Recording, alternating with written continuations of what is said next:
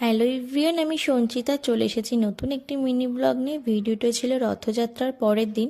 রথ উপলক্ষে আমাদের গোবরডাঙ্গায় 7 দিন ধরে একটা মেলা হয় ছোটোখাটো, তো সেখানে যাবো বলেই রেডি হয়েছিলাম। তারপরে আমি বোনকে নিয়ে বেরিয়ে পড়েছিলাম, দুজনে হেঁটে হেঁটেই গেছিলাম, কারণ মেলাটা আমাদের বেশি দূর না বাড়ির থেকে। আমাদের গোষ্ঠীপেড়ি মেলা যেখানে হয় তার একদম পাশেই। তো দেখো, কথা বলতে বলতে চলে এসেছি। আর রথের মেলাটা না খুব বড় না, তবু দু একটা দোকান বসে, আর বেশি যেগুলো বসে সেগুলো হচ্ছে গাছের দোকান। নানা রকমের গাছ থাকে। তো দেখো কি পরিমাণের কাদা, সেদিন তো সারাদিন বৃষ্টি হয়েছিল, এত কাদা, তার মধ্যে পুরোপুরি মেলা ঘুরেছিলাম। তো বেশ খানিক্ষণ ঘোরার পরে এই দোকান থেকে বেশ কটা আমি ক্লিপ নিয়ে নিয়েছিলাম, আর এই ক্লিপগুলো কি ভালো লাগছিল দেখতে। পুরো ক্লিপটার দাম 20 টাকা। আর এখানে অনেক সফট টয় ছিল যেগুলো আমার খুব পছন্দ ছিল। দেখো, একটা হাতে নিয়ে দেখালাম, আর এই পান্ডাটার দাম 100 টাকা ছিল। মেবি আমার ভীষণ পছন্দ হয়েছিল। আর এই পুতুলগুলো দেখো কি কিউট না।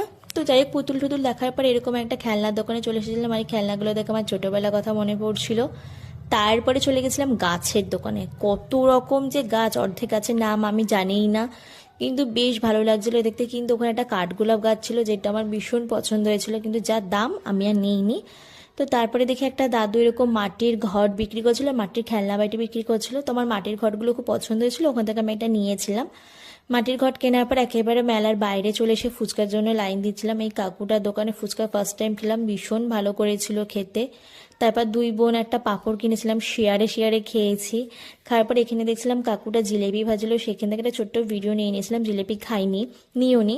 তারপর বাড়ি আসার সময় দেখি আমাদের মায়ের মন্দির তখনও খোলা ছিল, তাই একটু মন্দিরের ভেতরে গিয়ে বেশ খানিক্ষণ বসলাম। চারদিকে দেখতেই পাচ্ছ কেউ নেই, আমি আর বোন ছিলাম, আর মায়ের দর্শনও নিয়েছিলাম, বেশ ভালো লাগছিলো। তখন বন্ধ হওয়ার প্রায় আগের মুহূর্তে। তারপর ওখান থেকে বেশ খানিক্ষণ বসে আমরা ভ্যান ধরে বাড়ি চলে এসেছিলাম। তো তোমাদের এই ছোট্ট মিনি ব্লগটা কেমন লাগলো অবশ্যই জানিয়ে। নতুন ভিডিও আসবে খুব তাড়াতাড়ি, ততক্ষণ সুস্থ থেকো, সাবধানে থেকো।